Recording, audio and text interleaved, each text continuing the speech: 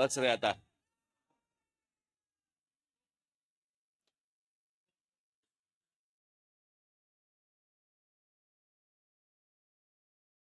आता ज्यांचं भाषण आपण सर्वांनी ऐकलं ते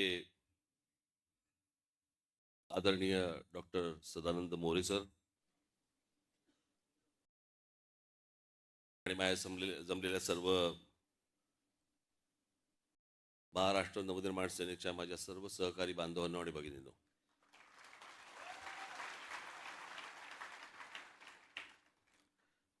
मी आज काय फार बोलणार नाहीये जास्ती, कारण परत एक 20 दिवसावरती आपला गुढीपाडव्याचा मेळावा आहे.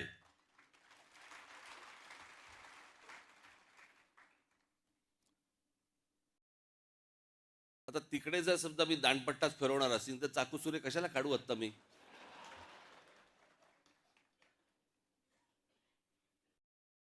आज मी आलोय तुम्हाला सर्वांना मनपूर्वक शुभेच्छा द्यायला आणि खास करून मी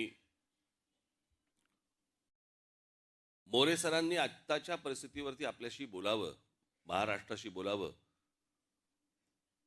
मी अजूनही मी महाराष्ट्रात काही ठिकाणी मी त्यांची व्याख्यानं ठेवणार आहे. आजच्या या सगळ्या परिस्थितीवरती जी महाराष्ट्राचा जो चिखल झालेला आहे आणि तो निव्वळ फक्त राजकारणासाठी आणि राजकीय फक्त मतं मिळण्यासाठी म्हणून तुमची आपापसात डोकी फोडून घेत आहेत, आग लावतायत आणि हे आमच्या लोकांना समजत नाहीये.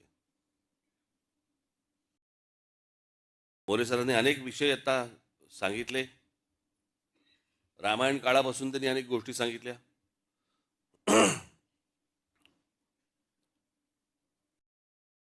सर, एक छोटीशी गोष्ट सांगतो, काळ कसा बदलला.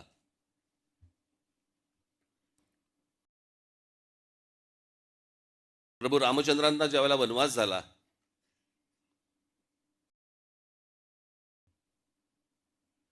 चौदा वर्षाचा झाला, तिथून ते निघाले. बरोबर लक्ष्मण सीतामाई सगळ्यांना घेऊन निघाले. मग दंडकारण्यात आले, नाशिकला आले.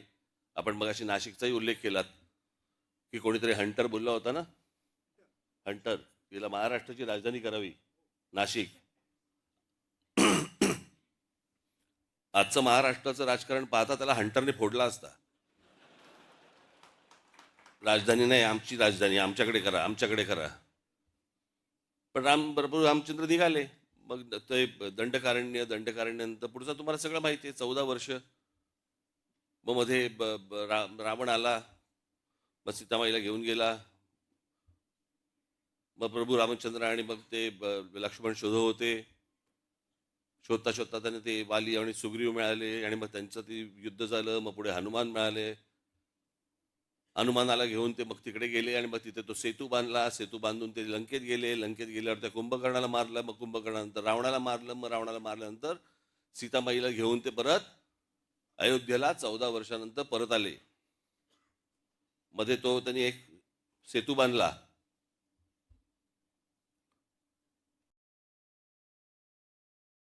हे सगळं त्यांनी 14 वर्षात केलं. आणि बांद्रा वरळी सी लिंक हा आपण 14 वर्षात बांधला. कुठे अयोध्या, कुठे दंडकारण्य, कुठे गेले, तिथून लंकेत गेले, सेतू बितू बांधून गेले, तिथून परत आले. हे सगळं 14 वर्षात घडले. हे सगळे जे ही सगळे जे काही कामं सुरू आहेत, जेवढ्या काही गोष्टी सुरू आहेत ना, मी त्याचा सविस्तर मी बोलणार 30 तारखेला आपल्याशी.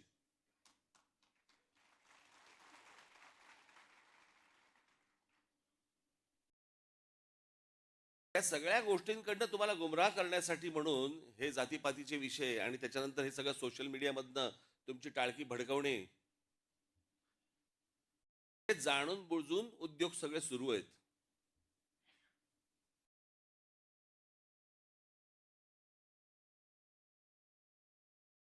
कालच महिला दिन झाला. तो काय आपण दरवर्षी महिला दिन म्हटल्यानंतर आपण 8 मार्चला आपण साजरा करतो. काल मला एकाने छान विनोद पाठवला. एकाने ते म्हणे 21 जून हा सर्वात मोठा दिवस म्हणून समजला जातो.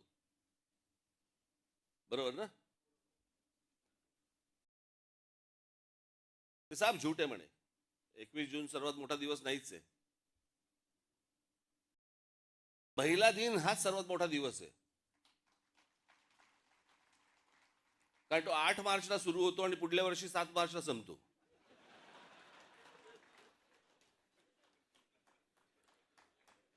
ज्याची ज्याची लग्न झाली असतील प्रत्येकाला हे कळत असेल मी काय म्हणतोय ते.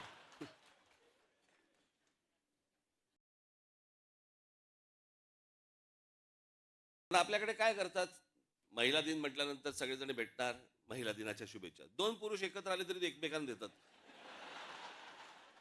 अरे ह्याच्यात महिला कुठे आहे?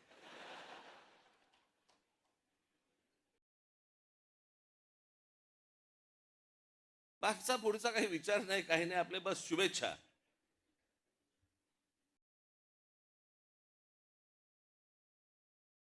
महिला दिनाच्या शुभेच्छा आपण देतोय, परंतु एका सर्वात मोठ्या महिलेचा विसर पडून देतोय आपण. त्या व्यक्तीला विसरतोय की खरं तर महिला दिन हा दिन खरं तर जिजाऊ साहेबांच्या नावाने हा खरं तर ओळखला गेला पाहिजे.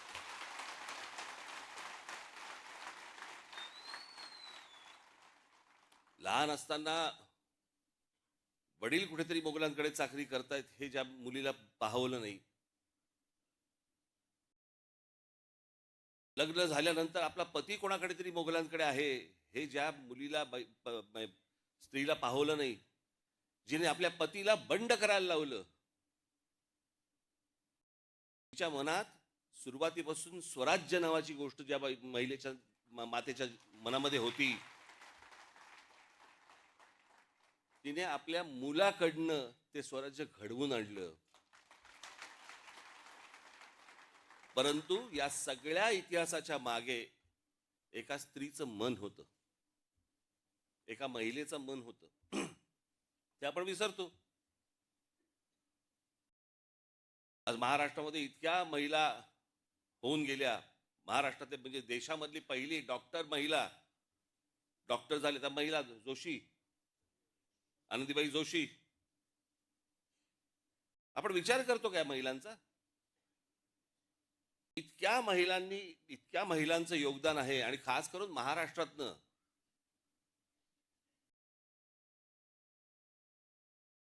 म्हणजे जर समजा तुम्ही सर्वात पुढारलेल्या जर स्त्रिया म्हणून जर समजा बघितल्यात, इतिहासामध्ये काढून बघा तुम्ही सर्वात पुढारलेल्या स्त्रिया, तुम्हाला सर्वात पुढारलेल्या स्त्रिया या महाराष्ट्रात मिळतील.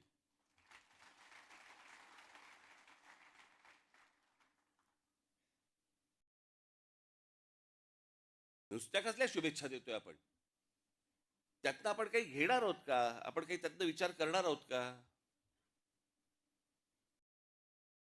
आज पक्षाला 19 वर्ष पूर्ण झाली. ही 19 वर्ष आपली कशी गेली, काय गेली?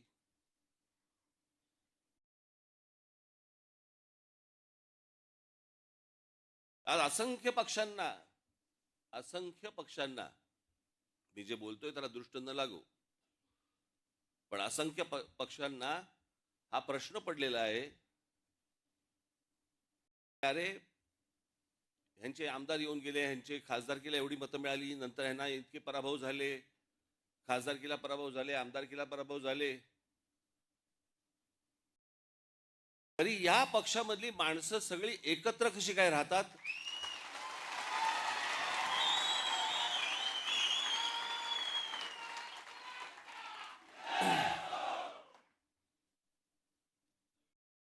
फेरीवाले तरी असतात आपले, कष्ट काम करत असतात, कष्टाने काम करत असतात, कष्ट घेत असतात. पण हे आत्ताचे जे राजकीय फेरीवाले आलेत ना, असे फेरीवाले माझ्या पक्षात नाही, आपल्या पक्षात नाही आहेत. आज या फुटपाथवर तिकडनं कोणी डोळा मारला की त्या फुटपाथवर हे असले राजकीय फेरीवाले आपल्याला नाही उभे करायचे आहेत. आपल्याला जे बांधायचंय, आपण खणखणीत दुकान बांधू, फेरीवाले नाही होणार.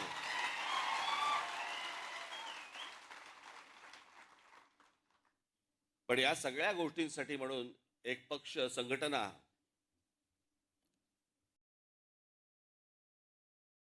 जी सगळ्या ठिकाणी आपली आहेच, ती मजबूत करणं जास्ती गरजेचं आहे. कालपर्यंत माझा जो गटाध्यक्ष आहे, इथपर्यंत त्याला त्याच्या घरच्यांना पण वाटलं पाहिजे की नाही माझ्या मुलाची काळजी घेतायत, त्याच्याशी कोणतरी बोलतायत. आणि म्हणून पुढच्या 2 दिवसामध्ये त्याला एक आत्ता आकार दिलेला आहे मी. थोडंसं मी त्याचं एक गोष्ट लिहून आणली होती, पण ती काही अख्खी नाहीये.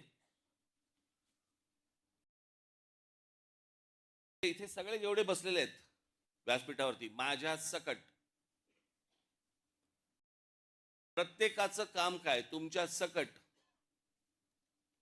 खाली आपल्या महाराष्ट्र सैनिकासकट प्रत्येकाचं काम काय असणार आणि ते दर 15 दिवसाला तपासलं जाणार.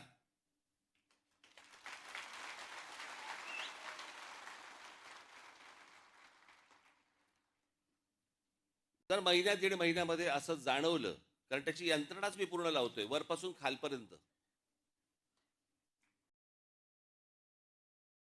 जर जाणवलं मला की हा पदाधिकारी तो कोणी का असेना,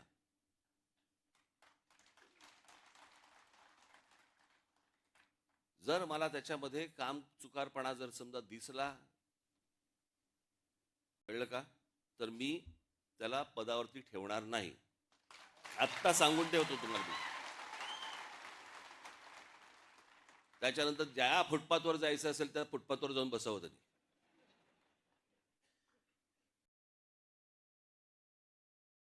परंतु ती गोष्ट याच्या पुढे ती होणार नाही. मी काल मला सांगितलं कोणीतरी त्या दिवशी एक मेळावा बैठक लावली होती मुंबईला, आणि काही मुंबईचे शाखाध्यक्ष आणि काही उपविभागाध्यक्ष आणि विभागाध्यक्ष काही हे हजर झाले नाहीत. म्हणजे हजर झाले नाहीत, त्यांची हजेरी घेतली. आणि मग प्रत्येकाला विचारलं, मग काय काय कारण एक एक घरचे हे आजारी होते, ते होतं ते होतं काहीतरी. बघ त्यातल्या 5-6 जणांनी सांगितलं साहेब कुंभला गेलो होतो. म्हटलं गधड्यानो करता कशाला पाप.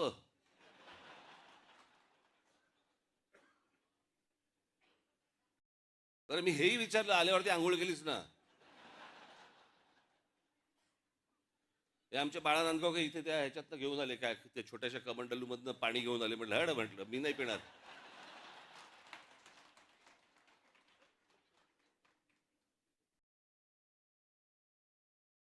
अहो मला सांगा, आता तो सोशल मीडिया आल्यापूर्वीच्या काळात ठीक होतं.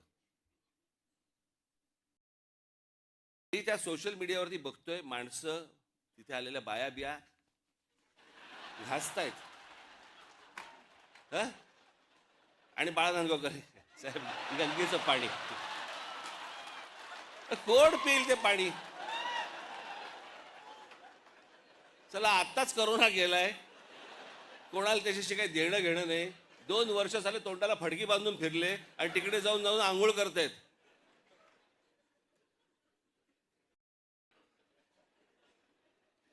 अहो मला माहिती आहे, मी कित्येक स्विमिंग पूल बघितले असे जे सुरुवातीला उद्घाटनाच्या वेळेला निळे होते, हळूहळू हिरवे हिरवे व्हायला लागले. कोण जाऊन त्याच्यामध्ये मला सांगा पडेल त्याच्यात, त्यात गंगेत. ह्यानं तिथे काहीतरी केलं ते मी इथे पितोय.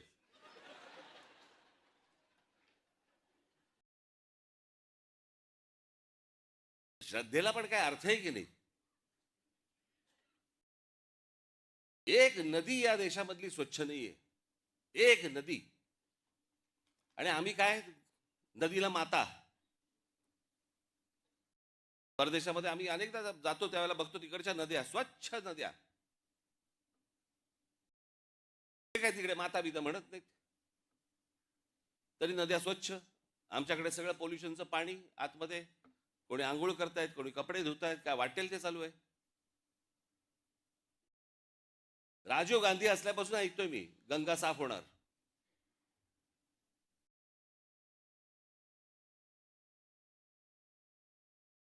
मध्ये राज कपूरांनी चित्रपट पण काढला, लोकांना वाटली झाली गंगा साफ, त्याच्यात वेगळीच गंगा. लोक म्हणाले अशी जर गंगा साफ असेल तर आम्ही पण आंघोळ करायला तयार आहोत. अजून पण गंगा काय साफ व्हायला तयार नाही.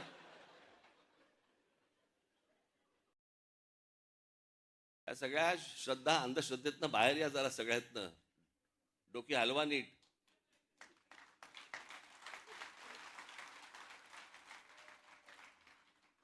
तर ह्या सगळ्या गोष्टी तुमच्याशी आता 12 तारखेला मी प्रत्येकाच्या जबाबदाऱ्या प्रत्येकाकडे दिल्या जातील. प्रत्येक पदाधिकारी त्यांच्या ज्या टीम्स असतील त्या तुमच्यापर्यंत पोहोचतील, तुमच्यापर्यंत येतील. सगळ्याच गोष्टी काही मला उघडपणे सांगता येणार नाहीत, येत नाहीत, येणारही नाहीत, कारण ही संघटनात्मक गोष्ट आहे आणि त्याच्यामुळे ही संघटनात्मक राहिली पाहिजे. त्याचे रिझल्ट हे निवडणुकीला आपल्याला बाहेर दिसले पाहिजेत. या दृष्टिकोनातनं ही सगळी रचना आपल्यासमोर लवकरच आणतो आहोत. मी सर्वांना परत एकदा 19 तारखेच्या 19 वर्ष झाली त्याच्या मी आपणा सर्वांना मी मनपूर्वक शुभेच्छा देतो आणि आपण जमलेले सर्वजण आणि माझ्या महाराष्ट्रामधल्या प्रत्येक माझ्या महाराष्ट्र सैनिकांना मी विनंती करतो की येत्या 30 तारखेला गुढीपाडव्याच्या दिवशी जल्लोषात गुलाल उधळत आपण सर्वांनी शिवतीर्थावरती यावं अशी मी आपल्या सर्वांना विनंती करतो आणि आपल्या सर्वांची मी रजा घेतो. धन्यवाद. जय हिंद, जय महाराष्ट्र. आणि